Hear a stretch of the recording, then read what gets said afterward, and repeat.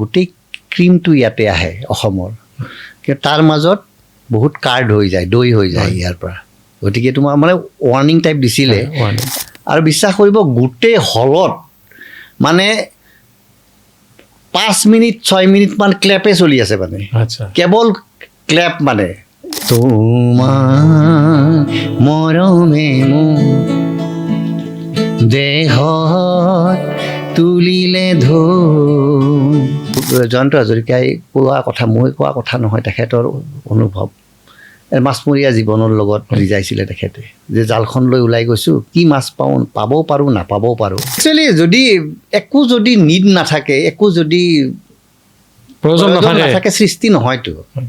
ডাৱৰে আৱৰি আছিল সিদিনাৰ জন, পোহৰৰ চোতাৰ পাখিত নাছিল। জুবিন গাৰ্গ এজন খুব সাংঘাতিক গায়ক আছিলে। জুবিন গাৰ্গে অসমীয়া সংগীতক বহুত দশক, মানে কেইবা দশকো আয়ুস দিলে।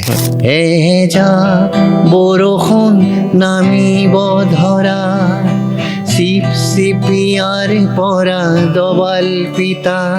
গতিকে অকল জুবিন গাৰ্গক নকল কৰিলেই নহ'ব। এটা সময় আহিছিলে ভূপেন দাহঁতে গান কৰিছিলে, এটা সময়ত কি আছিল, নতুন মানে অসমীয়া গীত আমাৰ মনত আছে, অসমীয়া গীত পুৰণা এটা চামে নুশুনে। নমস্কাৰ, আপোনালোকে চাই আছে অসম টাইম। আজি আমাৰ এই পডকাষ্ট অনুষ্ঠানত আমি এগৰাকী বিশেষ ব্যক্তিক আমন্ত্ৰণ জনাই আনিছোঁ। আপোনালোকে চাব আমাৰ অনুষ্ঠান শেষ নোহোৱালৈকে। এই বিশিষ্ট ব্যক্তিগৰাকী ৰঞ্জিত শৰ্মা। ৰঞ্জিত শৰ্মা এগৰাকী শিল্পী, গীত গায়, তেখেত গীটাৰিষ্ট, তেখেত সংগীত শিল্পী, মিউজিক কম্প'জাৰ।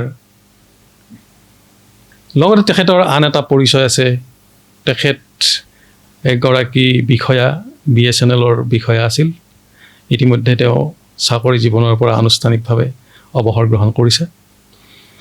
কিন্তু আজি আমি এই ৰঞ্জিত শৰ্মাক চেষ্টা কৰিম, এই ৰঞ্জিত শৰ্মা কোনজন আমাৰ এই ষ্টুডিঅ'ত ধৰা পৰে। তেখেতৰ বিভিন্ন প্ৰতিভা আছে। আমি আজি তেখেতক আপোনালোকৰ সন্মুখত তুলি ধৰিম। সাধ্যানুসাৰে তেখেতৰ বিভিন্ন দিশ আমি আলোকপাত কৰাৰ চেষ্টা কৰিম। মই প্ৰথমতে আমাৰ অনুষ্ঠানলৈ স্বাগতম জনাইছোঁ ৰঞ্জিত শৰ্মা ডাঙৰীয়াক। নমস্কাৰ। অসম টাইমৰ সকলো দৰ্শকলৈ মই আন্তৰিক ধন্যবাদ জনাইছোঁ। আজি খুব ভাল লাগিছে, শৰ্মা ডাঙৰীয়াই মোক মাতি আনিছে ইয়াতে অসম টাইমৰ মজিয়ালৈ, আৰু আমি কথা পাতিবলৈ চেষ্টা কৰিম। আমি এতিয়া কি ফালৰ পৰা আৰম্ভ কৰোঁ মোৰ তাতে চিন্তা হৈছে, কাৰণ মই যিটো দেখিলোঁ বা মই যিটো আপোনাক জানো, আপোনাৰ পৰিচয় আচলতে বহুমুখী। আপুনি বিভিন্ন দিশত সিদ্ধহস্ত। আপুনি এগৰাকী চৰকাৰী চাকৰিয়াল, BSNLৰ চাকৰিয়াল আছিল। কিন্তু আপুনি চাকৰিয়াল আছিল হয়, কিন্তু আপোনাৰ তাৰণা আছিল সংগীতত, যাৰ বাবে মই জনাত আপুনি VRS লৈছিল। সুবিধা এটা পাই আপুনি VRS লৈ লৈছিল। আপুনি VRS লৈছিল কিমান চনত? এইটো 2020 চনৰ 31 জানুৱাৰীত লৈছিলোঁ। আপুনি BSNLৰ বিষয়া? হয়। ক'ত শেষ কৰিছে কাম? মই চাকৰি কামৰূপ টেলিকম ডিষ্ট্ৰিক্ট ফেঞ্চি বজাৰ চাব ডিভিজনত আছিলোঁ। মই উপসংমণ্ডল বিষয়া হিচাপে আছিলোঁ তাতে। তাৰ পৰাই মই ৰিটায়াৰমেণ্ট। আপোনাৰ যথেষ্ট আমাৰ ধৰক আজিৰ বজাৰত বা মানুহৰ যি চিন্তাধাৰাত আপোনাৰ লোভনীয় চাকৰি। হয়। এই চাকৰিটো আপুনি মানে VRS ল'ব লগা হ'ল বা ল'লে, আপুনি কিয়? আপোনাৰ কি তাৰণা আছিল? ইমান তাৰণা মানে একচুৱেলি সংগীতটো সৰুৰ পৰাই ভাল পাইছিলোঁ। সংগীতৰ মানে ক্লাছ 6-7 মানে কেতিয়াৰ পৰা সংগীতত মানে সংযুক্ত হৈছোঁ গম নাপাওঁ। মানে একদম সৰু থাকোঁতে মামা, মোৰ প্ৰফুল্ল শৰ্মা, মামাত খুব ভাল তবলা বাদক আছিল।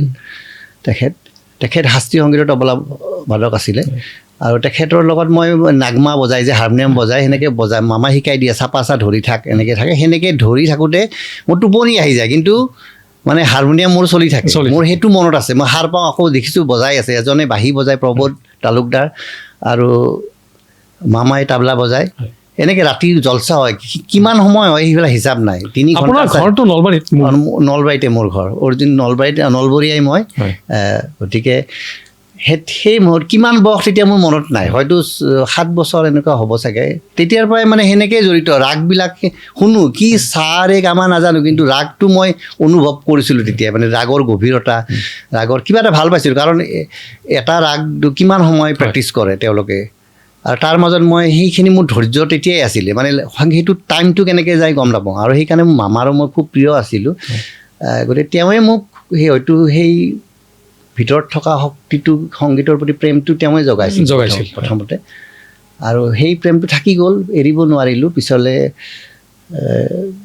গীটাৰ শিকিছোঁ মই তাৰপিছত চাকৰিও কৰিলোঁ চাকৰি কৰিলোঁ যদিও শান্তি নাপালোঁ তাৰমানে মানে কিবা এটা মানে যেন কিবা এটা পোৱা নাই কিবা সদায় এইটো মিছ হয় আৰু পিছলৈ মই অলপ বহুত ব্যস্ত হৈ গ'লোঁ চাকৰিত দায়িত্ব লাহে লাহে বাঢ়িলে তেতিয়া মানে অকল ৰবিবাৰটো ৰাতিটো মই পাওঁ আৰু ইফালে নিজৰ সংসাৰখনো চাব লাগে ৰবিবাৰ ৰাতিটো মই মানে সেইটো সংগীত কৰা সময় আৰু বাকী মই মোটামুটি টাইম নাপাওঁ দৰ্জা বন্ধ কৰি লাইট অফ কৰি মই প্ৰেক্টিছ কৰোঁ প্ৰেক্টিছ মানে কি নিজক মানে এক্সপ্ৰেছ কৰোঁ আচলতে সংগীতটোৰে নিজক প্ৰকাশ কৰোঁ নিজৰ যিখিনি মানে ভাগৰ আছিলে সপ্তাহটোৰ যিখিনি ভাগৰ বা যিখিনি মানে আঁতৰাৰ চেষ্টা কৰোঁ সেনেকৈ চলিলোঁ তাৰ মাজত 2-এটা অনুষ্ঠান ক'ৰবাত কেতিয়াবা খুব কম সেনেকুৱা হৈছিলে তাৰপিছত যেতিয়া 2019 VRS স্কীম আছিলে আমাৰ এইটো তেতিয়া যিটো ঘোষণা কৰিলে তেতিয়া বিভিন্নজনে বিভিন্ন মানে চিন্তা কৰিছে লওঁ নলওঁ মইতো তেতিয়া ভাবিলোঁ যে এটা কথা আছে যে বেয়াৰ মাজত ভাল থাকে আন্ধাৰৰ মাজত পোহৰ লুকাই থাকে মোৰো নাই এইটো মোৰ কাৰণে একদম অপৰচুনিটি হয় একদম অপৰচুনিটি মই ওলাই যাব লাগে মই বহুত মানে আনহেপি মানে চাকৰি ডিপাৰ্টমেণ্টৰ প্ৰতি মোৰ কোনো নাই কিন্তু মানে মানসিক সন্তুষ্টিটো মই সেইটোত সিমান এটা পোৱা নাছিলোঁ এটা বেলেগ ৰঞ্জিত শৰ্মা আছিলে হয় আৰু এই লগ পাওঁ মানে কি হয় এনেকুৱাও হৈছে যে মই তেতিয়া জুৰোড এক্সচেঞ্জত আছিলোঁ টেলিফোন এক্সচেঞ্জত তেতিয়া লেণ্ডলাইনৰ বহুত ডিমাণ্ড যিবিলাক মিউজিচিয়ানৰ লগত মই বজাইছিলোঁ মই একচুৱেলি গীটাৰে বজাওঁ মেইনলি চবেই গীটাৰিষ্ট বুলিয়ে জানে আহে মোৰ ওচৰত আহে এসময়ত বহুত প্ৰগ্ৰাম কৰিছিলোঁ তেওঁলোকৰ লগত তেওঁলোকে আহে কথা মই ভাবোঁ কি মোক কিজানি বজাবলৈ মাতিব আহিছে এনেকৈ ভাবোঁ দেই আশাৰে থাকোঁ মানে সেই শুনো নেকি এতিয়া নাই তাৰপিছত অলপ পিছত ৰঞ্জিত তুমি ইয়াতে শুনো জানো ৰ'বা তুমি ইয়াতে কথা পাতিলে এই মোৰ ঘৰৰ লেণ্ডলাইনটো বেয়া আছেহে আজি 4 দিন ধৰি মনটো মানে বহুত দুখ লাগে কিন্তু তেতিয়া সেই সময়ত তাৰমানে এই মোক মিউজিকৰ কাৰণে আজিকালি কোনো নিবিচাৰে এনেকুৱা হৈ গ'ল তাৰমানে লাষ্টত সেইকাৰণে মই পিছত যেতিয়া চান্সটো পালোঁ মই বোলে নাহে আৰু মই নাথাকোঁ তেতিয়া হয়তো এতিয়া বহুতে কয় মোক এজন chief general manager MK Seth তেওঁ মোক এদিন তেওঁ ৰিটায়াৰ্ড হৈছে এতিয়া তেওঁ মোক ফোন কৰি কৈছে মানে হিন্দীতে কৈছে তেওঁ গাজিয়াবাদৰ পৰা তই তাৰমানে এইটো কৰিবৰ কাৰণেহে মানে ছাৰে মোক টিভিত দেখি থাকে ছ'চিয়েল মিডিয়াত দেখি থাকে ইউটিউবত দেখি থাকে ছাৰো খুব সংগীত প্ৰেমী এনেকৈ গতিকে সেয়ে আৰু মোৰ কাহানী VRSৰ কাহানী আপুনি এতিয়া গুৱাহাটীৰ স্থায়ী বাসিন্দা হয় আপোনাৰ পঢ়া শুনা আপুনি ক'ত কৰিছিলে মইতো হাইস্কুলীয়া প্ৰথম মই পঢ়িছোঁ প্ৰাইমাৰী শিক্ষা লৈছোঁ আমাৰ নলবাৰী সত্ৰ মজলীয়া বিদ্যালয় মোৰ দেউতা হেডমাষ্টাৰ আছিলে তাৰে তাৰপিছত চৰকাৰী গৰ্ডন উচ্চতৰ মাধ্যমিক তাতে মই মেট্ৰিক পাছ কৰিছোঁ মেট্ৰিক মই ভালদৰে পাছ কৰিছোঁ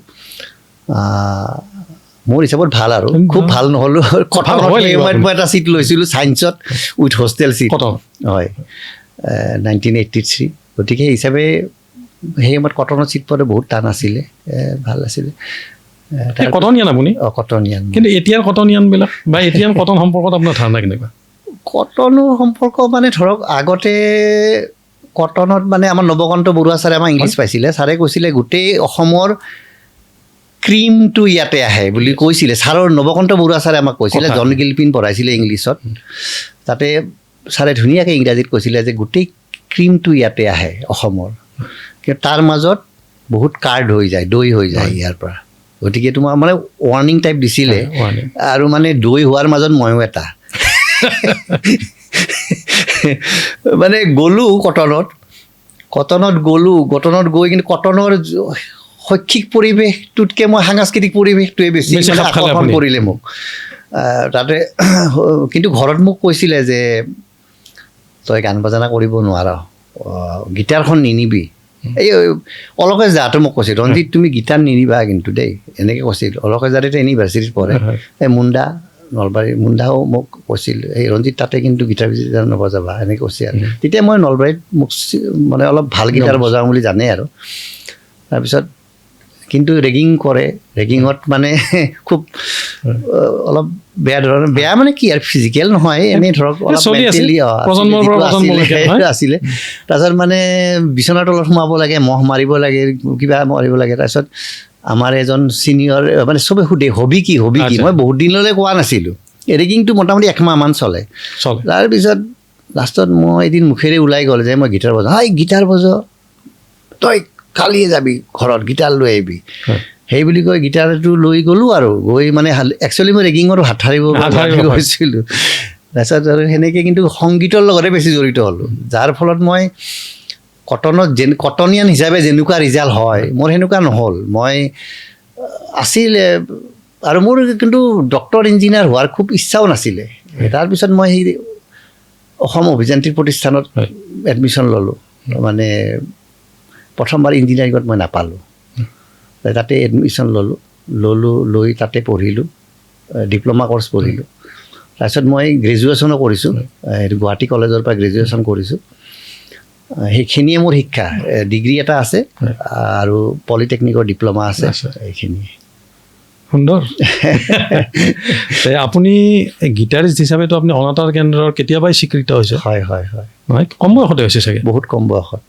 তাৰমানে মই যেতিয়া চানমাৰী অভিযান্ত্ৰিক প্ৰতিষ্ঠানত সোমালোঁ, এতিয়া তাতেও এটা গানৰ পৰিৱেশ আছে আৰু তাতে বহুত এনেকুৱা গান বাজানা কৰি মানে ৰিজাল্ট বেয়া কৰা কটনিয়ান বহুত আছে। আচ্ছা, গুচি যায় ইনষ্টিটিউট মানে এই আমাৰ মানে কি হয়, আমাৰ মানে যদিও কটনত আছিলোঁ, আমাৰ মানে আদৰ্শ ব্যক্তি আছিল ৰিদীপ দত্ত, আমাৰ আদৰ্শ ব্যক্তি আছিল চাৰু গোহাঁই। বেছি পইচা নালাগে, বেছি ডাঙৰ পদবী নালাগে। তেতিয়া এটা ট্ৰেণ্ড আছিলে যে চাকৰিটো কৰিম, মিউজিকো কৰিম, মানে এনেকুৱা এটা মানে শুনো আমি ছিনিয়ৰবিলাকৰ পৰা। গতিকে সেনেকৈ বহুত আমাৰ ছিনিয়ৰো এনেকৈ চামথিং অভিযান্ত্ৰিক প্ৰতিষ্ঠান। সংগীতৰ কথা পাতিলোঁ যেতিয়া, নহয় গীটাৰৰ কথা পাতিলোঁ যেতিয়া, গীটাৰত যদি এটা গীত দৰ্শকসকলক শুনাই দিয়ে। নিশ্চয় নিশ্চয়।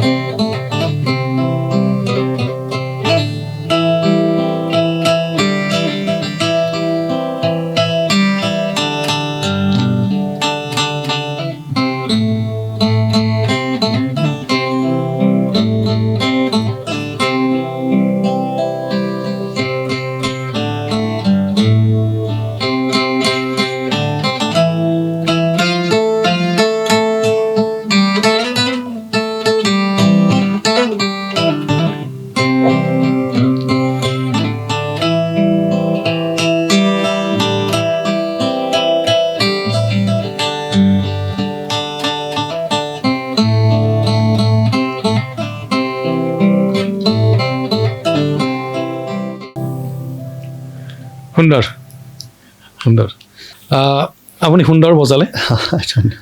আপুনি ৰেডিঅ' চেণ্টাৰত অডিশ্যন দিব লগা হৈছিল বা? হয় হয়। কেনে অভিজ্ঞতা আপোনাৰ? সেইটো অভিজ্ঞতা মানে তেতিয়া মই সেইটো কিমান চন? 1987। 1987ত তেতিয়া মই আছাম মিউজিক ইনষ্টিটিউটত পঢ়ি আছোঁ, ওচৰতে ৰেডিঅ'। তাৰপিছত মই মানে ভাবিলোঁ এপ্লিকেশ্যন এখন দিওঁ নেকি অডিশ্যনৰ কাৰণে। এই কেতিয়াবা আমাৰ মানে ইনষ্টিটিউটৰ কলেজৰ পৰা প্ৰগ্ৰাম কৰিব গৈছিলোঁ এবাৰ, এই সুৰভি বুলি এটা অনুষ্ঠান আছিল নহয়, তাৰে ভিন্নসুৰীয়া স্কুল কলেজৰ ল'ৰা ছোৱালীক মাতে। সেইটো অনুষ্ঠানত মই গৈছিলোঁ আমাৰ ছিনিয়ৰবিলাকৰ লগত, তাতো গান এটাও গাইছিলোঁ মই। তাৰপিছত দেখিলোঁ অলপ চিনাকি হ'ল মুখবিলাক। তাৰপিছত মই বোলো এপ্লিকেশ্যন এখন ফিল আপ কৰিলোঁ। তেতিয়া পইচা দিব নালাগিছিল অডিশ্যনৰ কাৰণে, ফিল আপ কৰিলোঁ। তাৰপিছত কল আহিলে, কিন্তু মোৰ ৰেডিঅ'ত কোনো মানে সেনেকুৱা বিশেষ সংগীত শাখাত কাৰো লগত মোৰ চিনাকি নাছিলে। তাৰপিছত গ'লোঁ বজালোঁ বহুত কেণ্ডিডেট আছিলে আৰু খুব ভাল ভাল বজায় মই দেখিছোঁ বাহিৰত প্ৰেক্টিচ কৰি আছে আৰু বহুতৰ চিনাকি আছে ৰেডিঅ'ত ডাঙৰ ডাঙৰ পদবীত থকা মানুহবিলাকৰ চিনাকিও আছে বা ভাল ভাল গুৰুৰ ওচৰত শিকিছে তাৰপিছত তাৰ মাজত মোৰ নাপাওঁ এই এনেকুৱা 12 ষ্ট্ৰিং এখনে মই লৈ গৈছিলোঁ মোৰ গুৰু আছিল জিতু পাটগিৰি তেখেত নলবাৰীত মোক গীটাৰ শিকাইছিলে তাৰপিছত তেখেতো সেই সময়ত গুৱাহাটীতে ট্ৰান্সফাৰ হৈ গ'ল দাদাৰ এখন মই দাদা বুলিয়ে মাতিছিলোঁ যদিও গুৰু জিতু দাৰ মই গীটাৰ 12 ষ্ট্ৰিং গীটাৰখন লৈ গ'লোঁ যাই মই মোক বজাব ক'লে বজালোঁ মানে চন্তুৰৰ কিবা এটা বজাইছিলোঁ মই মনত আছে এতিয়াও চন্তুৰৰ এটা কম্পজিশ্যন বজাইছিলোঁ চন্তুৰত বজাই তেতিয়া ৰেডিঅ'ত বাজি আছিলে এটা চন্তুৰত কোনে বজাইছিলে ইমান মনত নাই সেইটো মই অকণমান সেনেকুৱা ষ্টাইলত এটা বনাই নিজৰে কম্প'জ বজালোঁ তাৰপিছত আকৌ এটা ক'লে ফাৰ্ষ্ট নাম্বাৰ বজাব দিলে ফাৰ্ষ্ট নাম্বাৰ কিবা বজালোঁ মনত নাই এই তেতিয়া তাৰপিছত মই ভাবা নাই আৰু কাৰণ মই পাম বুলি তাৰপিছত আহি মই মোৰ ঘৰৰে এড্ৰেছ তেতিয়া নলবাৰী এড্ৰেছে আছিলে এড্ৰেছ দিয়া আছিলে তাৰপিছত হঠাতে মই এদিন চিঠি এখন পালোঁ যে চিলেকশ্যন পোৱা বুলি মই আচৰিতে খাইছোঁ অৱশ্যে তেতিয়া সেয়ে আৰু তাৰপিছত সেই এনেকেই মই ৰেডিঅ'ত তাৰপিছত আপুনি অনুষ্ঠান কৰিব লগা হৈছে বহুত অনুষ্ঠান কৰিছোঁ তাৰপিছত মানে কাৰণ মোৰ ওচৰতে আছিলে আৰু কি হয় অল ইণ্ডিয়া ৰেডিঅ'ৰ যেতিয়া হাইদৰ আলী আছিলে ষ্টাফ গীটাৰিষ্ট তেখেত এই গ্ৰেট গীটাৰিষ্ট অসমৰ এজন আৰু জনি জোচেফ আছিলে কি হয় তেওঁলোকে ছুটীত যায় ছুটীত গ'লে মানে বিশেষকৈ নৱেম্বৰ ডিচেম্বৰত ইয়েল লয়তো ছুটীত গ'লে মানে খগেন মহন্তই মোক আকৌ বাপু বুলি মাতিছিলে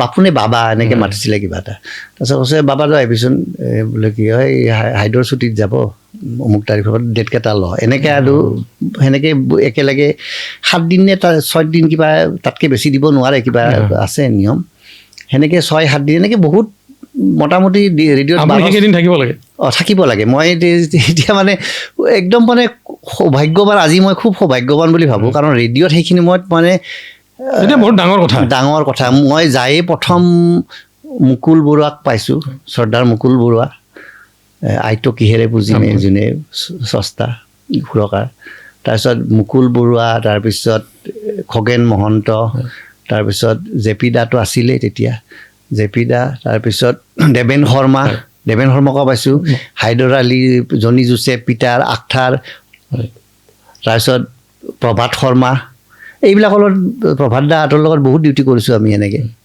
1:20 মিনিটত বজাব লাগে তাৰপিছত 12টা 12:30 গীত বাজে সি লাইভ আহে সেইবিলাক লাইভ যায় গতিকে আৰু বজাওঁ ৰখি থাকোঁ এনেকৈ ৰখি যোৱা আৰ্টিষ্ট আহিলে বজাওঁ আৰু এনেকৈ গতিকে এইবিলাক অভিজ্ঞতাৰে আপুনি সম্পন্ন হয় কিন্তু আপুনি যে সন্ধ্যা লগন বা এইবিলাক গীতবিলাক কেতিয়া কৰিলে সেই তেতিয়াই মানে তেতিয়া মোৰ মানে সংগীতৰ নিচাটো জীৱনৰ চবচে তুংগত তেতিয়াই আছিল মানে যিটো পূৰা পাগল আৰু যিটো মানে তেতিয়া মানে মই কুশল কৃষ্ণ দেৱগোস্বামী আৰু এনেকৈ কেইজন মানে আমি পংকজ দত্ত জুনিয়ৰ ভূপেন হাজৰিকা আছিল পংকজ আমাতকৈ বেছি ডাঙৰ নহয় 1 ক্লাছ ছিনিয়ৰ আছিল পংকজ খুব পপুলাৰ আছিল তেতিয়া হয় আমাৰ এই বেণ্ড আছিলে এটা পংকজ মোৰ কুশল কৃষ্ণ দেৱগোস্বামী বিজয় টংলাৰ আমি এইখিনি মিউজিচিয়ান সি ছিংগাৰ আৰু পংকজৰ লগত মই গাওঁ এনেকৈ গোটেই অসম আমি ঘূৰি ফুৰোঁ এনেকৈ অসম প্লাছ মেঘালয় শ্বিলং টিলং এনেকৈ প্ৰগ্ৰাম কৰি ফুৰোঁ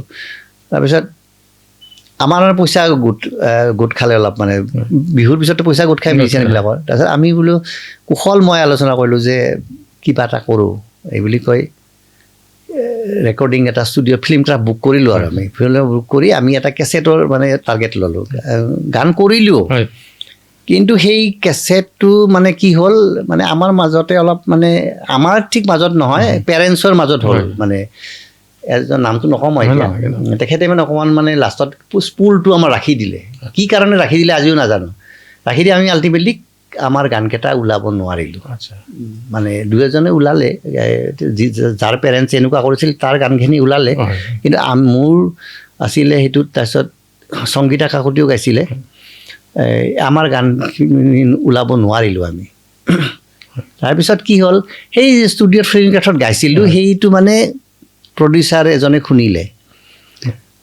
সেই প্ৰডিউচাৰজনে তাৰপিছত আহি মোক ক'লে যে তুমি মোক এটা কেছেট কৰি তুমি গাব লাগে, মানে মোক ক'লে তুমিয়ে কৰা কেছেটটো, মোক এনেকৈ ক'লে। কিন্তু এটা কেছেটৰ মিউজিক ডাইৰেকশ্যন কৰিব এইখিনি নলেজ মোৰ তেতিয়া হোৱা নাছিলে এৰেঞ্জমেণ্ট কৰি। তেতিয়া মই জে পি দাৰ লগত তেতিয়া নতুন চিনাকি, জে পি দাৰ ঘৰৰ ওচৰতে আমি আছিলোঁ যিহেতু। জে পি দাক মই ক'লোঁ, জে পি দা এনেকৈ এটা প্ৰডিউচাৰে কেছেট কৰিব হৈছে, ভাল কথা তুমি আহা। তেতিয়া জে পি দা ডিব্ৰুগড়ত ট্ৰান্সফাৰ হৈছে অল ইণ্ডিয়া ৰেডিঅ'। তাৰপিছত জে পি দাই সেনেকৈ আহি জে পি দাই কৰিলে, তাত ময়ো গাইছিলোঁ সন্ধ্যা লগন, সেইখনৰ ফাৰ্ষ্ট ৰিলিজ হোৱা এলবাম। তাৰপিছত এনেকৈ বাকীবিলাকো সেনেকৈ। এইবাৰতো আপুনি এটা গীত শুনাব লাগিব। হয়, নিশ্চয় শুনাম। ঠিক আছে। মই যিটো গীত গাবলৈ ওলাইছোঁ এইটো সকলোৰে আমাৰ মৰমৰ শ্ৰদ্ধাৰ কবি হীৰেণ ভট্টাচাৰ্য, তেখেতে লিখিছিলে গীতটি। মই সুৰ কৰিছোঁ আৰু আমাৰ প্ৰাণ বৈশ্য তেখেতে সংগীত পৰিচালনা কৰিছে। গীতটি মোৰ কণ্ঠত বাণীবদ্ধ হোৱা নাই, কিন্তু গীতাঞ্জলি কাকতি তেখেতে গাইছে গীতটি, আৰু গীতটি ৰিলিজ হোৱা নাই। কিন্তু তথাপি মই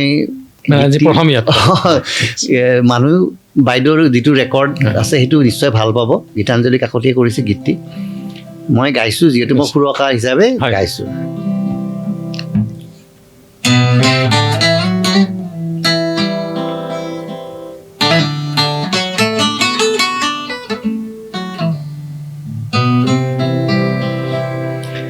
এদিন এজাক বৰষুণ, যিহেতু বৰ্ষাকাল চলি আছে নহয় জানো, এনেকৈয়ে পৰিছিল যেন খাইলা বকুল ফুল, যেন খাইলা বকুল ফুল তোমাৰ হাতত বকুল ফুল, তোমাৰ হাতত বকুল ফুল।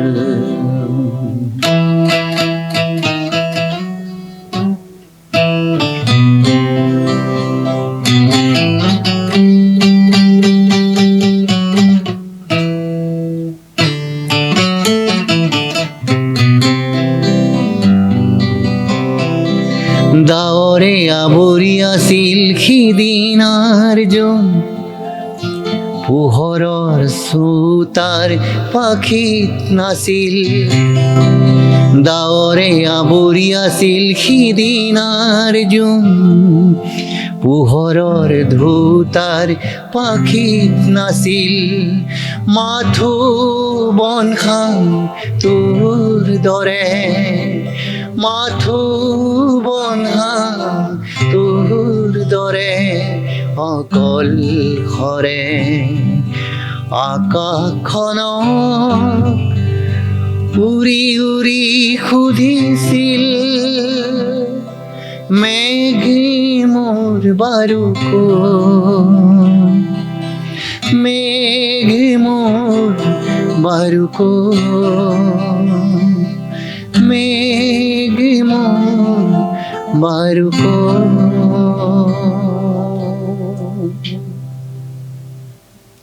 ধুনীয়া, ধন্যবাদ। এয়াই সংগীতৰ শক্তি নহয়? যি শক্তিৰ বাবে আপুনি হেলা ৰঙে চাকৰিটো আচলতে ভিয়াছ ল'লে। এই সংগীতৰ শক্তিয়ে আপোনাক আমাৰ ৰাজ্যই নহয় বিদেশলৈও টানি নিয়ে। হয় হয় হয় নহয়? হয় হয়। মই যি জানো হয় আপুনি বাংলাদেশলৈ যায়। হয়, নহয়? যাওঁ, বাংলাদেশত যাওঁ। মোৰ ছোৱালী পঢ়ি আছে তাতে। হয়, সেই সূত্ৰে মোৰ যোগাযোগ হৈছে।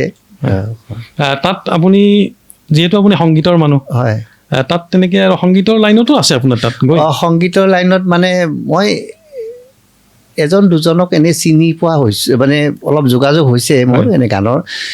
আপুনি সম্পৰ্ক কৰি দিছে হয়, আৰু মানে আৰু ৰিচেণ্টলি মানে মই ৰিজৱানা চৌধুৰী বন্যা, তেখেত বাংলাদেশৰ হায়েষ্ট অনাৰ পাইছে, স্বাধীনতা পুৰস্কাৰ। আৰু তেখেত আমাৰ শান্তি নিকেতন, বিশ্বভাৰতী শান্তি নিকেতনত শিক্ষা লোৱা, কলকাতা শান্তি নিকেতন শিক্ষা লোৱা। গতিকে তেখেতে ৰবীন্দ্ৰ সংগীতৰ গোটেই পৃথিৱীত অথৰিটি এটা তেওঁ, মানে ৰিজুৱানা চৌধুৰী বন্যা বুলি ক'লে ইউটিউবত চালে দেখিব বিভিন্ন পৃথিৱীৰ বিভিন্ন জেগাত শ্ব' তেখেতৰ চলি থাকে নিউয়ৰ্ক লছ এঞ্জেলছ যিমান ডাঙৰ চাইনা কাৰণ বঙালী মানুহ গোটেই পৃথিৱীতে আছে আৰু ৰবীন্দ্ৰ সংগীতৰ আদৰটো গোটেই পৃথিৱীতে আছে তেখেতসকলৰ গতিকে তেখেত মাজতে গুৱাহাটী আহিছিলে ব্যতিক্ৰমৰ আৰু বাংলাদেশ হাই কমিশ্যনো আছিল নেকি হয়তো তেওঁলোকে মানে স্পন্সৰ কৰিছিল অনুষ্ঠানটো ITM মাস্কোৱাত হৈছিলে তেতিয়া ব্যতিক্ৰমৰ কৰ্ণধাৰ মাননীয় চৈমেন ভাৰতীয়া তেখেতে মোক ক'লে ছাৰ গীটাৰখন আপুনি বজাব পাৰিলে ভাল আছিলে আৰু আপুনি গাবও লাগিব অনুষ্ঠানটোত গান এটা তেতিয়া মই এই তেখেতৰ লাইফটো লৈ তেখেত একচুৱেলি নিৰ্বাসনত শ্বেখ হাছিনাৰ এই ঘটনাটোৰ পিছত তেখেত নিৰ্বাহিত হৈ আছে ভাৰতবৰ্ষত মানে নিৰ্বাহিত গতিকে তেওঁৰ ওপৰতে মই গান কৰিছিলোঁ সেইটো মই গান গাইছিলোঁ আৰু তেখেতৰ মই একম্পেনিও কৰিছোঁ সেইটো মোৰ ভাল লাগিছে আৰু মানে ইমান এটা গোটেই সেইটো এটা ভাল কথা ভাল বহুত শিল্পীৰ লগত বজাইছোঁ মানে কিন্তু ৰিচেণ্টলি মানে এইটো এটা মোৰ কাৰণে মই ভাল কথা বুলি ভাবোঁ আৰু তাৰমানে আপুনি অসমৰ বিভিন্ন ঠাইত অনুষ্ঠান কৰিছে হয় হয় বিশেষকৈ মই একম্পেনি মিউজিচিয়ান হিচাপে বেছি কাম কৰিছোঁ আৰু গাইছোঁ বহুত জেগাত কিছুমান জেগাত গাইছোঁ এই শিল্পীসকলৰ ধৰক ৰাজ্যখনৰ বিভিন্ন ঠাইত যেতিয়া অনুষ্ঠান পৰিৱেশন কৰিবলৈ যায় বা তেওঁলোকে কৰে তেওঁলোকে বিভিন্ন সময়ত বিভিন্ন অভিজ্ঞতাৰ সন্মুখীন হয় কেতিয়াবা সেই অভিজ্ঞতা বেয়া হয় হয় কেতিয়াবা বহুত ভাল হয় হয় বেয়াটো বেয়া হৈ থাকক হয় হয় মোৰ যদি এটা ভাল অভিজ্ঞতা আপুনি জনায় আমাৰ দৰ্শকসকলক ভাল অভিজ্ঞতা বুলি ক'লে মানে মোৰ ভাল লগা এটা বহুতেই আছে তাৰ মাজত এটা কথা এইটো মূৰত মনত পৰিছে মানে গীতা আপুনি আগতে ক'লে সংগীতৰ শক্তি মই সেইটো কথাৰ ওপৰত ক'ম গীটাৰৰ ষ্ট্ৰোক এটাৰ কিমান শক্তি হ'ব পাৰে বা এজন শিল্পী এজনৰ মুখৰ এক্সপ্ৰেশ্যন কিমান শক্তিশালী হ'ব পাৰে সূৰ্য দাস অসমৰ তেখেতৰ লগত এবাৰ কটনৰ চুডমাৰ্চন হলত এটা তেতিয়া মই কটনিয়ান নহয় কটনৰ পৰা ওলাই আহিছোঁ এটা কিবা সাহিত্য অৰ্গেনাইজেশ্যন এটা মানে কটনৰো ল'ৰা ছোৱালী আছে হেণ্ডিগৰো আছে তেওঁলোকে এটা অনুষ্ঠান পাতোতে মানে সূৰ্যদে মোক ক'লে আজি কটনৰ অডিটৰিয়ামত আজিকালি বিষ্ণু ৰাভা প্ৰেক্ষাগৃহ নাম দিছে যেন পাইছোঁ তাতে এটা অনুষ্ঠান আছে ৰঞ্জিত তেতিয়া আমি বজাই আছিলোঁ সূৰ্যদাৰ লগত যাব লাগিব আৰু সূৰ্যদালৰ বেছি মিউজিচিয়ান নাথাকে চবেই জানে আমাৰ সময়ৰ মানুহখিনি চবেই জানে তেখেতে কথা প্ৰধানে গান গায় তাৰপিছত আমি ষ্টেজত উঠিলোঁ ৰিহাৰ্চেলটো একেবাৰে নকৰে দাদাই খগেন মহন্ত আছিল সিদিনা অনুষ্ঠানটোত তাৰপিছত মানে সূৰ্যদাই এটা গান আছিলে তেখেতৰ এই কলঙৰ পাৰে সিদিনা মোৰ বিৰাট মূৰৰ বিষ হৈ আছে মূৰৰ বিষ হৈছে তাৰ মাজতে কিছুমানে মানে মোক মেডিচিনো আনি দিছে তাৰমানে ডেকা কালটো তেতিয়া য'ৰে তোৰ পৰা মেডিচিন আহি যায় আৰু তাৰপিছত মথাৰ বিষৰ ঔষধো দিছে কোনোবাই আনি তাৰপিছত যিয়ে নহওক খাই লৈ ষ্টেজত অলপ ভাল পাইছোঁ তেতিয়া মই উঠিছোঁ তাৰপিছত তাত এই কলঙৰ পাৰে সেই কলঙৰ ঘাটে এটা গান আছিলে সূৰ্যদাৰ তাতে সূৰ্যদাই মানে হাৰমনিয়ামখন বজাই আৰম্ভ কৰিছে তাতে তেখেতে এই কলঙৰ পাৰে এই কলঙৰ ঘাটে নাৰে নামে পানীতে এনেকেই কাটে সেইখিনি জেগাত মই কিবা এটা বজাই দিলোঁ এই দুটা ষ্ট্ৰোক গীটাৰত বজাই দিছোঁ আৰু মানে সেইটো মানে এক্সিডেণ্টেল আছিলে মানে এক্সটেম্পৰে হয় দাদাৰ লগত এক্সটেম্পৰ হোৱাৰ লগে লগে দাদাই মানে চাই তেখেতো বহুত শিল্পী ডাঙৰ শিল্পী আছিলে তো তেখেতে হাৰমনিয়ামখন এনেকৈ মানে চাই মোক ধুনীয়াকৈ মুখখন ঘূৰাই হাঁহি এটা মাৰি দিলে মোৰ ফালে চাই আৰু বিশ্বাস কৰিব গোটেই হলত মানে 5 মিনিট 6 মিনিটমান ক্লেপে চলি আছে মানে কেৱল ক্লেপ মানে তাতকৈ কি লাগে মানে কি মেজিক হৈ গ'ল কি কেমিষ্ট্ৰি হৈ গ'ল মানে আচৰিত মানে এনেকুৱা সেইটো ভাল লগা মুহূৰ্ত এটা শিল্পীক তাতকৈ বেছি নালাগে হয় হয় বৰ ডাঙৰ কথা এইবিলাক কাৰণ শিল্পী এগৰাকীক হাততালিত বাহিৰে একো নালাগে যদি হাততালি আহে আৰু কি লাগে তেতিয়া মোৰ হাততালি মানে মোৰ এডুকেশ্যন শৈক্ষিক কেৰিয়াৰটো অকণ বেয়া হ'ল তেতিয়া মই গালিও শুনিছোঁ এনেকুৱা যে ইয়াক হাত চাপৰিয়ে খালে হাত চাপৰি লাগে এনেকুৱা মানে তেনেকুৱা হয় আৰু ধৰক গাৰ্জেনে আপোনাৰ যি গাৰ্জেন পিতৃ মাতৃ বা আপোনাক অত্যন্ত আত্মীয় তেওঁলোকে কেতিয়াবা ভাবে যে ধৰক আপুনি ধৰক পঢ়াত চোকা হয়। কিন্তু এটা বেলেগ লাইন যেতিয়া অন্ততঃ অসমত তেনেকুৱা পৰিৱেশ আজিও আছে হয় হয় নহয় হয় হয় আছে। থাকিব নালাগে কিন্তু আছে আছে নহয় বিভিন্ন কাৰণত এইটো আছে যি নহওক আপুনি ক'ব গ'লে আচলতে দুইটাই কথাই আপুনি পেৰেলেলি আগবঢ়াই নিছিল হয়। নহ'লে আজি আপুনি এই পৰ্যায় মানে আপুনি সেইটো এটা নাপায়। কথা কি পেৰেণ্টছৰ অলপ মানে হেমাৰিং কৰি আছিলে হয়, মানে হয়। বহুত মানে হয় আঁতৰি গ'লো শিক্ষাৰ পৰা তথাপিও মানে কিবা এটা যে মানে মিউজিকটো কৰি খাব পাম নাপাম সেইটোতো 86 সেই কথাটো আছিলেই। 88 হয়। এনেকৈ গতিকে সৰু এটা চাকৰি লাগে সৰু এটা মানে বেছি ডাঙৰ বুজিছোঁ। কিবা হ'বলৈ একো মন নাই মানে অকণমান অফিচত যায় তেতিয়া মানে সেইটো ট্ৰেণ্ডো আছিল আমাৰ ছিনিয়ৰ মিউজিয়ামবিলাক সেনেকুৱা আছিল অফিচৰ চাকৰি এটা কৰে আহি মিউজিকো কৰে গধূলি মিউজিক কৰে এই এনেকুৱা তাহাঁত তেওঁলোককে আমি চাওঁ হয়। তেওঁলোকে আমাৰ আদৰ্শ হয়। কিন্তু এতিয়া আপুনি ভাবেনে যে মিউজিক কৰি অসমত খাব পাৰি বহুতে খাই আছে কিন্তু খাই আছে খাব পাৰে এতিয়া পাৰে। খাব পাৰে মানে কি হয় শিল্পীৰ জীৱনটোৱে সেইকাৰণে জয়ন্ত হাজৰিকাই কোৱা কথা মই কোৱা কথা নহয় তেখেতৰ অনুভৱ মাছমৰীয়া জীৱনৰ লগত ৰিজাইছিলে তেখেতে যে জালখন লৈ ওলাই গৈছোঁ কি মাছ পাবও পাৰোঁ নাপাবও পাৰোঁ জালখন লৈ ওলাম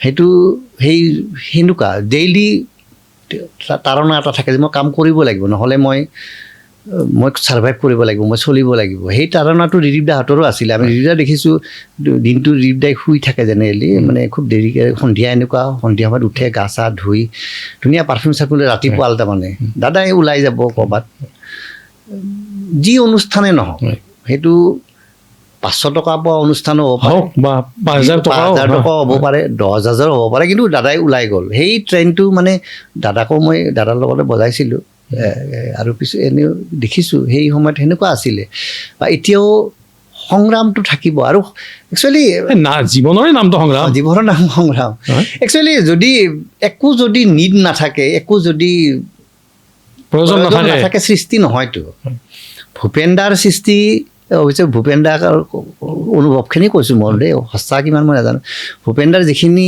সৃষ্টি হৈছিলে যেতিয়া ভূপেন দা সংঘাত আছিলে মানসিক বা তেতিয়াই বিভিন্ন ক্ষেত্ৰত সংঘাত যেতিয়া আছিলে সংগ্ৰাম যেতিয়া আছিল তেওঁৰ তেতিয়াই ভূপেন দাৰ জীৱনৰ পৃথিৱী কালজয়ী যিখিনি গীত তেখেতে ৰচনা কৰিছিলে কিন্তু সেয়ে আৰু গতিকে জয়ন্ত হাজৰিকাৰ নাম ওলাল যেতিয়াই আমি জয়ন্ত হাজৰিকাৰ গীত এটা শুনাই দিয়ক হয় হয় ঠিক আছে অসমীয়া যদি সংগীত জগতৰ কথা চিন্তা চোৱা যায় খুব এটি অন্যতম ৰোমেণ্টিক গীত এটা নিৰ্মল বৰদলৈ বাইদেৱে লিখিছিলে জয়ন্ত হাজৰিকাৰ সুৰ কণ্ঠ গাইছে তেখেতে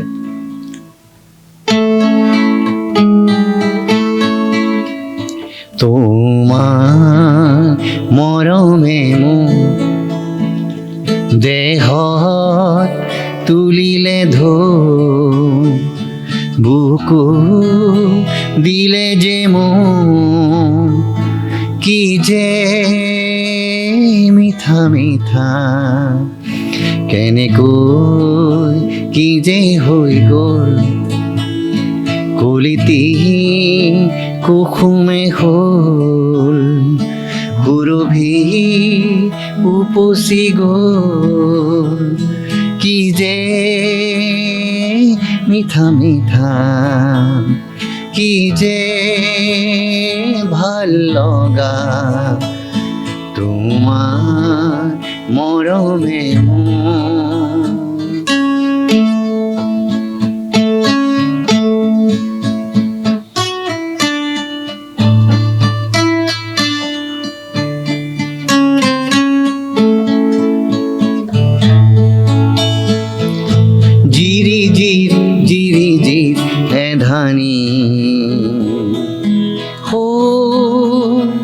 জুৰিতি যেন নীলাকৈ পানীৰে ভৰি গ'ল কোন চেগতে যেন মৰম নদীতে যেন নিজক উটাই দিম কি যে আকুলতা কি যে মিঠা মিঠা কি যে ভাল লগা সঁচাকৈ ভাল লগা আমি কথা পাতিলোঁ হয় আমি গীতো শুনিলোঁ এতিয়া মই অকণমান যদি আপোনাক এটা সোধোঁ যিহেতু আপুনি সংগীতৰ ক্ষেত্ৰখনত কায়ম অনুবাক্যেই লাগি আছে আচলতে হয় হয় আপুনি যাৰ ফলত আমি কিবা কিবি হেৰুৱা বুলিও আপুনি কৈছে নহয় অসমত যেতিয়া আমাৰ গন্ধৰ্ব পুত্ৰ প্ৰাণৰ শিল্পী জুবিন গাৰ্গ নোহোৱা হৈ গ'ল হয় আমাৰ মাজৰ পৰা অত্যন্ত বেদনাদায়ক খবৰ আমাৰ বাবে সকলোৰে বাবে আজি 3 কোটি মানুহে আজিও কান্দিছে জুবিন গাৰ্গৰ বাবে এই জুবিন গাৰ্গ নোহোৱা হৈ যোৱাৰ পিছত সংগীত জগতখনৰ প্ৰভাৱ বা পৰৱৰ্তী সময়কলৈকে জুবিনৰ যি প্ৰভাৱ এইটো কেনেকৈ পৰিব বা কেনেকৈ পৰিছে বুলি আপোনাৰ বিবেচনাত চাওক জুবিন গাৰ্গ এজন খুব সাংঘাতিক গায়ক আছিলে শিল্পীটো আছিলে কিন্তু গায়কী তেখেতে বহুত গুণ আছিলে কিন্তু মই গায়কীৰ কথাটোৱে কওঁ বাৰু প্ৰথমতে জুবিন গাৰ্গে অসমীয়া সংগীতক বহুত দশক মানে কেইবা দশকো আয়ুস দিলে এটা সময় আহিছিলে ভূপেন দাহঁতে গান কৰিছিলে এটা সময়ত কি আছিল নতুন মানে অসমীয়া গীত আমাৰ মনত আছে অসমীয়া গীত পুৰণা এটা চামে নুশুনে নিশুনা হৈ গৈছিলে সেনেকুৱা হৈছিলে সেই সময়তে প্ৰথমতে জিতুল সোণোৱালে বহুতখিনি কাম কৰিলে তাৰপিছত জুবিন গাৰ্গ আহিলে জুবিন গাৰ্গে অসমীয়া সংগীতক বহুত দিন আয়ুস দিলে আৰু চবচে ডাঙৰ কথা অসমৰ থলুৱা লোকসংগীতক তেখেতে মানে সকলো চামৰ মাজত জনপ্ৰিয় কৰিলে আজি কামৰূপী লোকগীতে কওক লোকগীত বনগীত সকলো কোনো বাকী নাই গীত নাগাৰা নগালে হয় হয় চব গালে এইখিনি এটা কথা কওঁ মানে এইটো মানে মোক অপূৰ্ব বেজবৰাই এদিন পাইছিলে শ্ৰদ্ধাৰ অপূৰ্ব দাই এদিন পাইছিলে তেতিয়া জুবিনৰ বহুত কেছেট ওলায় মানে অজস্ৰ জুবিন মানুহে কেছেট বিচাৰি ফুৰে জুবিনে গালেই হ'ল বজাৰত সেইটো বিক্ৰী হয় এনেকুৱা আছিলে তাৰপিছত মানে অপূৰ দাই মোক মানে এই নৰকাসুৰ যদিছিল মোৰ ফ্ৰণ্টত সেইখিনিতে মোক লগ পালে তাৰপিছত দাদা আছে গানৰ মানুহ পালে গানৰে কথা ওলায় জুবিনৰ কথা আছে তাৰপিছত কৈছে জুবিনে চব গালে বোলে বাকী নাই আৰু এতিয়া চব সি গালে চবে গাইছে সি এতিয়া কোৰাণখন পাঠ কৰিব আছে কেৱল এনেকৈ কৈছে কৈছিলে তাৰমানে এনেকুৱা হৈছিল তাৰমানে বৰগীত লোকগীত মানে একো বাকী নাই টকাৰী তাৰপিছত কাৰণ তেওঁৰ কণ্ঠটো খুব সাৱলীল কণ্ঠ আছিল আৰু তেখেতে টেকনিকেলি খুব চাউণ্ড আছিলে মিউজিকেল যিটো টেকনিকেল বুলি মই সিমান ক্ল'জলি তেখেতক মই পোৱা নাই কিন্তু মিছা কথা মই নকওঁ কাৰণ জুবিন যেতিয়া ইণ্ডাষ্ট্ৰীত আহিলে সেই সময়ত মই মোৰ প্ৰফেশ্যনটো অকণমান বেলেগ হ'ল গতিকে সেনেকুৱা মই এনেই পাইছোঁ ওচৰৰ পৰা কিন্তু সেনেকুৱা ব্যক্তিগতভাৱে মোৰ কোনো সম্পৰ্ক নাছিলে গতিকে এই আয়ুসটো বহুত আয়ুস দিলে জুবিন গাৰ্গে অসমীয়া সংগীতক বহুত আয়ুস দিলে সেইটো চবচে ডাঙৰ কাম আৰু এতিয়া জুবিন গাৰ্গকতো পিছৰ প্ৰজন্মই বা খুবেই ভাল পায় আমিও ভাল পাওঁ চব প্ৰজন্মই ভাল পায় মোৰ কথাটো হ'ল কি আপুনি যিহেতু সুধিছে জুবিনৰ পিছত কি হ'ব সংগীত মোৰ ভাবোঁ কি জুবিন কেনেকুৱা লেবৰিয়াছ আছিলে কিমান গানক কেনেকুৱা ভাল পাইছিলে কিমান সময় দিছিলে কিমান ছিৰিয়াছ আছিলে চবচে ডাঙৰ কথা সংগীতৰ কাৰণে কিমান ছিৰিয়াছ আছিল কিমান গোটেই নিশা উজাগৰে থাকি সংগীত কৰে মানে সংগীতৰ লগত কিমান একাত্ম আছিল গতিকে মই কওঁ আমাৰ এতিয়া ধৰক সেইটো শক্তি বা যোগ্যতাও নাই বুলি ভাবোঁ মই নিজকে কিন্তু আমাৰ পিছৰ চামৰ মাজত বহুত প্ৰতিভাৱান শিল্পী আছে তেওঁলোকে জুবিন গাৰ্গৰ সেইখিনি আয়ত্ব কৰিব চেষ্টা কৰক আৰু সংগীতক ভাল পাব লাগিব সংগীতক সময় দিব লাগিব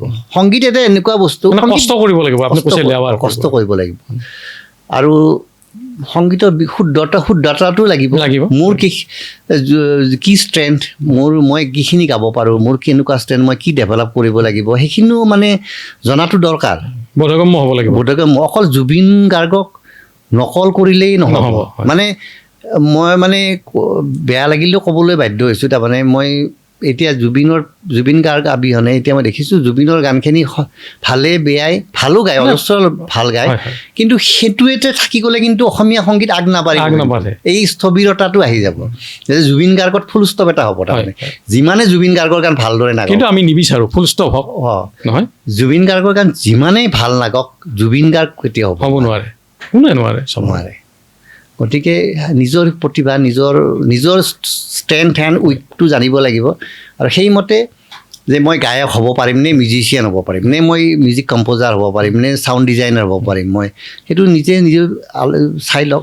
ঠিক আছে, আমি অনুষ্ঠান প্ৰায় সামৰিব লাগিব। হয়, কিন্তু শেষত আমি গান এটা শুনিম আৰু আপোনাৰ কণ্ঠত। কিন্তু মই এতিয়া আপোনাক সুধিছোঁ যে আপোনাৰো যিহেতু তেনেকুৱাই যে আপুনি সংগীতক ভাল পায়, সংগীত আপোনাৰ প্ৰাণত আছে, মনত আছে, আপোনাৰ চিন্তাত আছে, এই সংগীতক লৈ আপোনাৰ পৰিকল্পনা কি নতুন বাৰু? পৰিকল্পনা মানে এতিয়াতো মোৰ ধৰক 60+। সেই কথা আপুনি 120 বছৰ বাচি থাকিব লাগিব। তাৰমানে কি হয়, এতিয়া মানে হৈছে কি, আগতে মই বেলেগৰ ষ্টুডিঅ'ত গৈ মানে কাম কৰিবৰ কাৰণে বহুত যাব লাগে।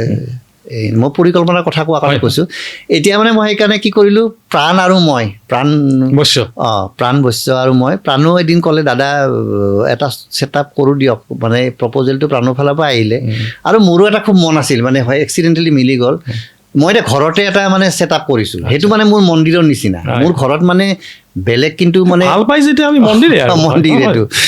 গতিকে প্ৰাণৰ যিহেতু নলবাৰীতো ষ্টুডিঅ' আছে, মাজে মাজে যাই মই তাতে বহি ঘৰতে কামখিনি কৰোঁ, আৰম্ভ কৰিছোঁ। বেছি কাম কৰিব পৰা নাই, আৰু পৰিকল্পনা, আৰু ষ্টুডিঅ'টো ৰেডি হৈ উঠা নাই গোটেইখিনি। আৰু তাৰ লগতে অহিৰ ভৈৰৱ তেখেতৰ লগতো বহুত কাম কৰিছোঁ মই, বহুতকেইটা গান কৰিছে, আৰু এটা গান এতিয়া চলি আছে। এই এটা গান অহিৰ ভৈৰৱে কৰি আছে, ইপাৰে মোৰ গাঁও সিপাৰে তোৰ গাঁও নাও, এনেকুৱা গান এটা সম্ভৱ কালি মানে কমপ্লিট হ'ব। ভৈৰৱ আহিব মোক কৈছে। আৰু মোৰ ৰণৰ তেজী ঘোঁৰা, এই হিৰুদাৰ কবিতাটো, এইটো গীতি কবিতাটো মই সুৰ কৰিছোঁ, এইটো প্ৰাণে কৰি আছে। এই দুটা গান মোৰ চলি আছে এতিয়া গানৰ ক্ষেত্ৰত, আৰু মই ষ্টুডিঅ'টো কৰিছোঁ, ডেভেলপ মানে অলপকৈ কৰি আছোঁ, আৰু তাৰমানে মোৰ ঘৰতে কৰিছোঁ, যাতে মানে ঘৰতে কামবিলাক কৰিব পাৰোঁ, এইখিনি ভাবিছোঁ। আৰু সেই আপোনাৰ পৰিয়াল বা আপোনাৰ ধৰক আপোনাৰ বৌ বা আপোনাৰ যি জৈৱিক প্ৰতিনিধি, তেখেতসকলে আপোনাৰ এইটো শিকিলে নাই বা মন কৰিছে নাই কিবা? কৰিছে। মোৰ মিছেছে শ্ৰীমতীয়ে, তাৰমানে তেখেত সংগীত শিল্পীয়ে, গানত খুব নিচা, যদিও মুখেৰে নকয় যে তেওঁৰ গানত খুব নিচা, কিন্তু তেওঁৰ মানে কামে কাজে এক্টিভিটিছবিলাক প্ৰমাণ কৰে যে গানত নিচা। আৰু গাইছিলোঁ, আগৰ পৰাই গায় তেওঁ, এনেকুৱা প্ৰফেচনেল ছিংগাৰ নহ'লেও গায়, আৰু খুব ভাল লিখে, গান লিখে। এতিয়া মানে হৈছে কি, ষ্টুডিঅ'টো মই ঘৰত কৰি লৈছোঁ, আৰু গীতিকাৰো মোৰ ঘৰত, মানে মোৰ লিখা কেপাচিটিটো নাই। মানে খুব বেছি মই স্থায়ীটো লিখিম, মানে স্থায়ীটো লিখিলোঁ, কি লিখিছোঁ মই কিবা লিখি, ভাৱটো মানে শব্দৰ ইমান ভঁৰাল নাই, কিন্তু মই কওঁ যে এনেকৈ এটা ভাৱটো দিওঁ, বা প্ৰথম 2-3 লাইন এনেকৈ মই কিবা এটা ওলাল, তাৰপিছত বোলে এইখিনি গান এইটো হ'ব। মোৰ মানে শ্ৰীমতীয়ে খুব ধুনীয়াকৈ লিখি দিয়ে মোক গান, তেওঁৰ নাম পদুমী শৰ্মা, আৰু মোৰ লগত মঞ্চত গায়ো, আৰু বেলেগেও গায়, কিছুমান অনুষ্ঠানত গায়। ছোৱালীয়ে পালে নাই এইটো? ছোৱালী, ডাঙৰ ছোৱালী, তাই BMUs কৰিছে, যদিও তাই পেছাত অভিযন্তা, তাই, কিন্তু এতিয়া তাই চাকৰিৰ কাৰণে তাই এতিয়া সিমান এটা সময় দিব পৰা নাই। গতিকে তাহাঁতক মই কৰিব, যেতিয়া শিক্ষাটো মই দি ৰাখিছোঁ, সৰুতে BMUs কৰিছে, আৰু সৰু দুজনীও তাহাঁতিও, সিহঁতো মানে মেডিকেল পঢ়ি আছে, গতিকে তাহাঁতেও শিকিছে, কিন্তু BMUsটো হোৱা নাই সিহঁতৰ, এই এটা পৰীক্ষা বাকী আছে। ঠিক আছে, এইটো শেষ কৰক, মেডিকেলটো শেষ কৰক, এইটো কৰিব। ঠিক আছে, আমি অনুষ্ঠান প্ৰায় শেষ কৰি পৰ্যায়লৈকে আহিছোঁ। এতিয়া মই আপোনাৰ যি গীত এটা শুনিব খুজিছিলোঁ, এইটো নিশ্চয় মানে কৃত্ৰিম বানটো গুৱাহাটীৰ বা আজিকালি চব জেগাতে হৈছে কৃত্ৰিম বানটো, মানে ভয়াৱহ। মানে বৰষুণ জাক দিলে বৰষুণৰ যিটো আনন্দ, মানে বৰষুণত আমি সেইটো গুচি যায়, লগে বৰষুণ দিলে আমাৰ টেনশ্যন। এতিয়া মানে সেই বৰষুণটো উপভোগ কৰাৰ নাই, আতংক হৈছে এনেকুৱা। বাৰু সেনেকুৱা আতংকত প্ৰায় সকলোৱে, ময়ো পৰিছোঁ, আপুনিও পৰিছে এনেকুৱা। সেইটোৰ ওপৰত 2024 এনেকুৱা সময়তে নেকি খুব বানপানী হৈ সাংঘাতিক মানুহো মৰিছিলে এনেকুৱা ড্ৰেইনত পৰি তেতিয়া এই গানটো মই গাই মোৰ শ্ৰীমতী পদমী শৰ্মাই লিখিছে গীতটি লিখাৰ পিছত মই সুৰ কৰি জ্যোতি চিত্ৰবৰ্মন গাইছিলোঁ মানে এটা অনুষ্ঠান আছিলে তাতে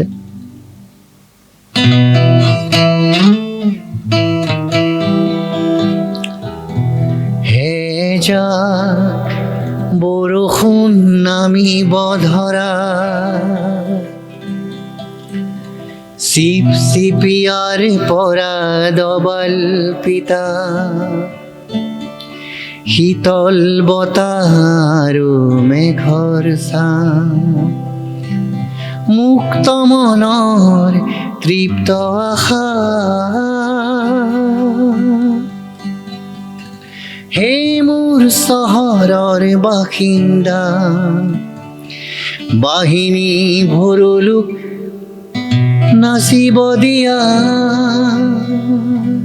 মই বাহিনীখনৰো পাৰতে থাকোঁ হে যা বৰষুণ নামিব ধৰা চিপ চিপিয়াৰ পৰা দবাল পিতা শীতল বতাহ আৰু মেঘৰ ছাঁ মুক্ত মনৰ তৃপ্ত আশা হে মোৰ চহৰৰ বাসিন্দা বাহিনী ভৰলুক নাচিব দিয়া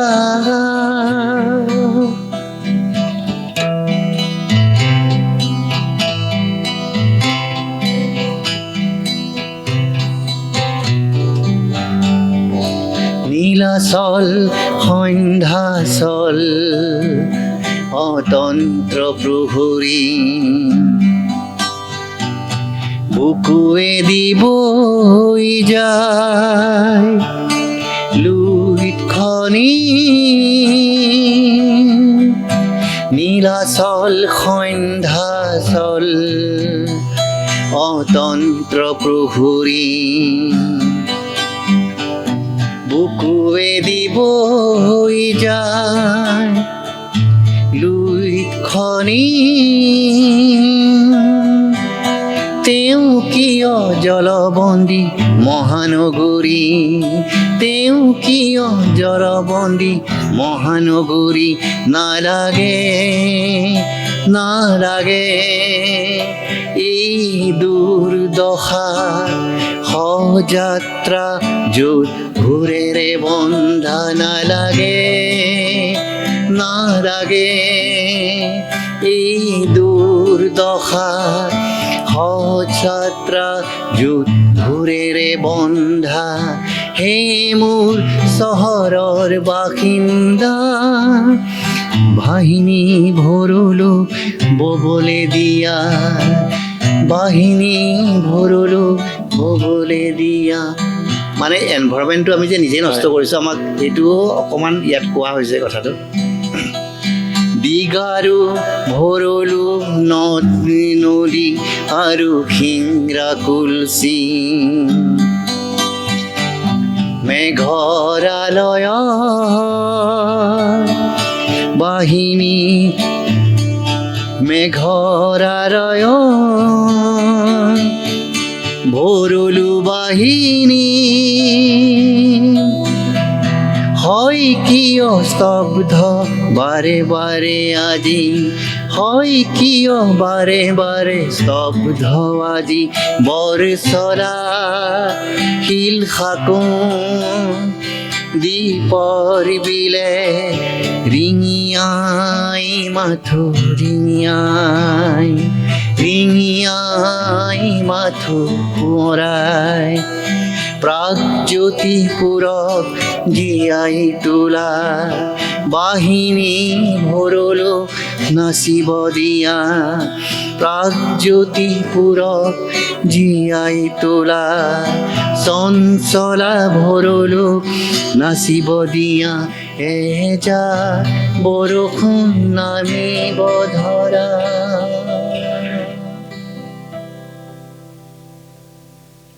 সুন্দৰ একেবাৰে বাস্তৱ যেন ফুটি উঠিছে আপুনি শিল্পী আপোনাৰ ভিতৰত শকতি আছে। আপোনাৰ সপোনে আৰু পাখি মেলক আৰু সপোনবোৰ বাস্তৱ হওক, আমি তাকে কামনা কৰিছোঁ। আৰু কেতিয়াবা হয়তো আপোনাক ইয়াত লগ পাম সেই প্ৰতিশ্ৰুতিৰে। হয়। আমি আজিলৈ আপোনাক পুনৰবাৰ ধন্যবাদ জ্ঞাপন কৰি অনুষ্ঠান ইমানতে সামৰণি মাৰিছোঁ। মই ধন্যবাদ তথা কৃতজ্ঞতা জনাইছোঁ। অসম টাইমে মোক আজি ইয়াতে মাতি আনিছে আৰু তেখেতসকলৰ অসম টাইমৰ শ্ৰোতা দৰ্শকৰ লগত মোক চিনাকি কৰি দিছে। মোৰ পৰম সৌভাগ্যৱান আৰু সকলোতকৈ ভাল লাগিছে আজি মই নলবাৰীৰ মাটিত এই অনুষ্ঠানটো কৰিব পাৰিছোঁ। আৰু যিহেতু মই নলবাৰীৰ ল'ৰা, নলবাৰীত জন্মগ্ৰহণ কৰিছোঁ, গতিকে এই নলবাৰীৰ যোগেৰে নলবাৰীৰ মাটিত মই আজি অনুষ্ঠান কৰিছোঁ, খুব ভাল লাগিছে। আৰু মই সকলো শ্ৰোতা দৰ্শকলৈ মোৰ ধন্যবাদ জ্ঞাপন কৰিছোঁ আৰু লগতে অসম টাইমক মই অশেষ ধন্যবাদ আৰু কৃতজ্ঞতা জনাইছোঁ ভৱিষ্যতে লগ পোৱাৰ আশাৰে। ধন্যবাদ।